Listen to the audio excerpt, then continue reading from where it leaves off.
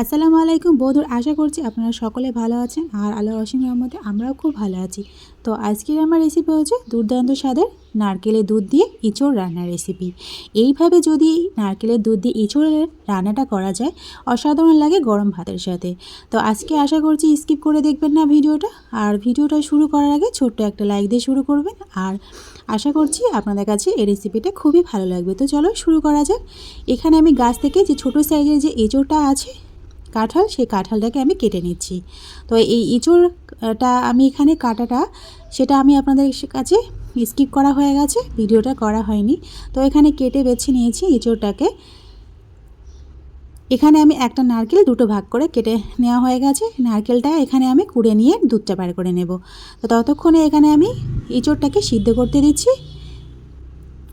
এখানে পরিমাণ মতো জল দিয়ে আর এখানে হলুদ গুঁড়া দিয়ে আমি এটাকে গ্যাসের চুলাতে দিয়ে সিদ্ধ করতে দেব। তো আমার ভিডিও যে যেখান থেকে পারছেন দেখছেন, দেশ বা বিদেশে বাইরে, তাদেরকে অসংখ্য অসংখ্য ধন্যবাদ আমার এই আজকের নারকেলের দুধ দিয়ে ইঁচড় রান্নার রেসিপিটা দেখার জন্য। তো এখানে আমি একটু হালকা করে সিদ্ধ করে নিয়েছি।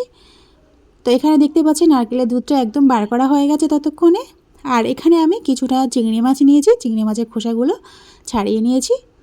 এখানে আমি কড়াইতে অল্প পরিমাণ এখানে সরিষার তেল দিয়ে দিলাম।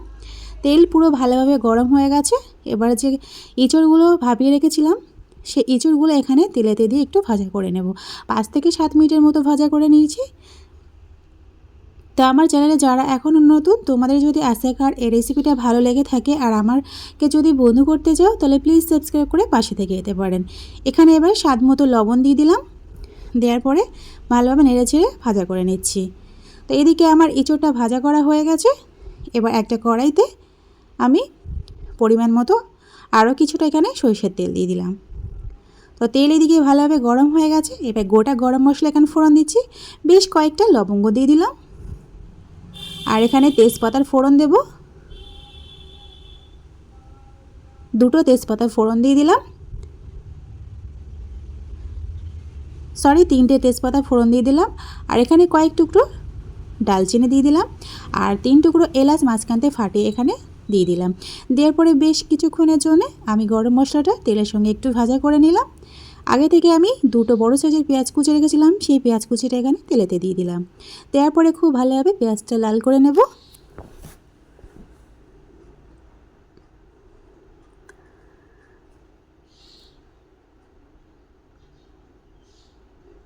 তো পেঁয়াজটা এখানে আমার হালকা করে লাল লাল করে নেওয়া হয়ে গেছে।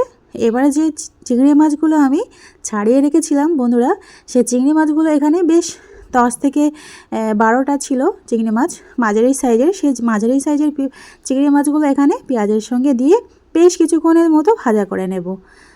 এবার এখানে একটু লবণ দিয়ে দেবো, যাতে করে চিংড়ি মাছে লবণটা পারফেক্টলি ঢুকে যায়।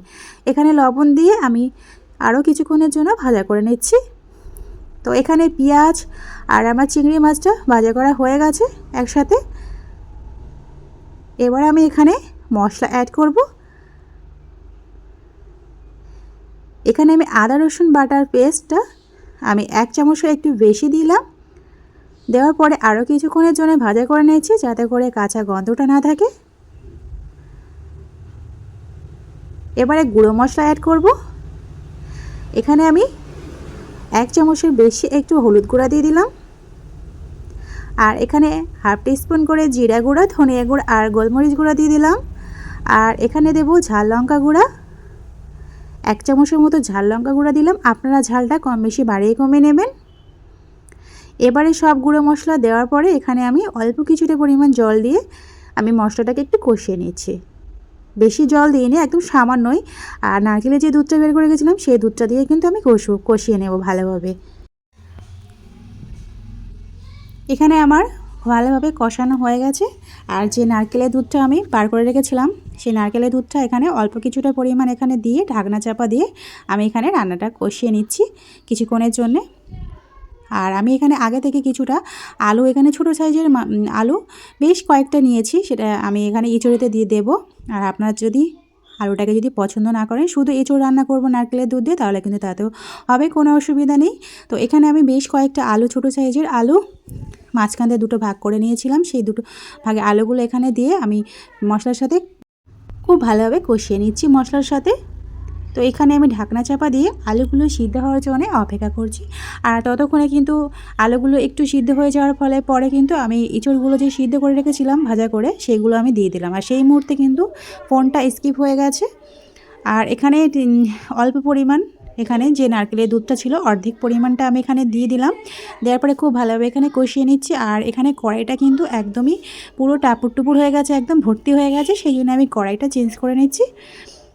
তো এখানে 10 মিনিটের মতো রান্না করে নিয়েছি, কড়াইটা চেঞ্জ করে নিয়েছি।